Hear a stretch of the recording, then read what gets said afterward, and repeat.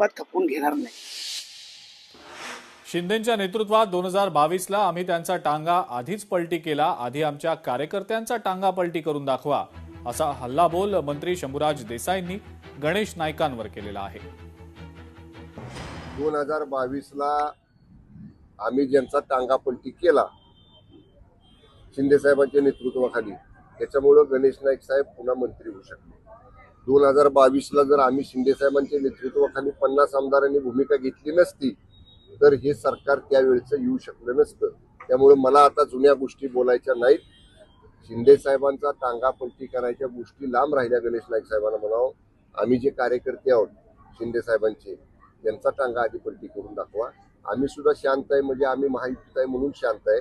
आम्हाला जर शिंदे साहेबांनी आदेश दिला तर साहेब राहू देत बाजूला, साहेबांचा ह्याच्याशी काय संबंध नाही। आम्हीच गणेश नाईकांचा टांगा कुठं फरार करू ते त्याला सुद्धा कळणार नाही।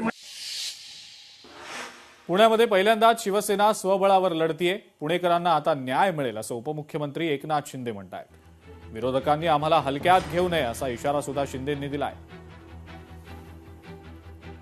आमचा अजेंडा जो आहे तो विकासाचा अजेंडा आहे। विरोधकांनी आम्हाला हलक्यात घेऊ नये। शिवसेना एक मजबूत पक्ष आहे। नगर परिषदेमध्ये चांदा ते, काही लोक म्हणाले शिवसेना ठाण्यापुरती मर्यादित आहे, आम्ही दाखवली शिवसेना चांदा ते बांधापर्यंत आहे। आणि जे आता विरोधक आहेत, जे आमच्या विरोधामध्ये काही मोठी भाष्य करतायत, शिवसेनेला कमी लेखतायत, पण मी आपल्याला एवढंच सांगतो, शिवसेना विरोधकांना देखील कात्रजचा घाट दाखवल्याशिवाय राहणार नाही। पुणे महापालिका निवडणुकीची रणधुमाळी सध्या सुरू आहे आणि सगळ्याच पक्षांचे शहराध्यक्ष सध्या निवडणुकीच्या रिंगणात असल्याचं समजतंय। एकूण 5 शहराध्यक्ष ही महापालिका निवडणूक लढवत आहेत।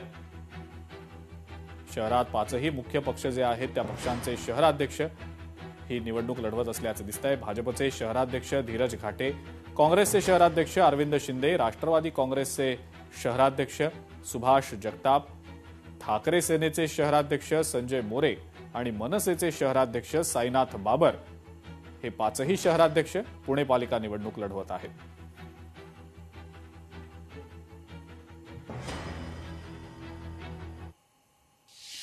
एक छोटासा ब्रेक घ्यायची वेळ झालेली आहे, लगेचच परत येतोय।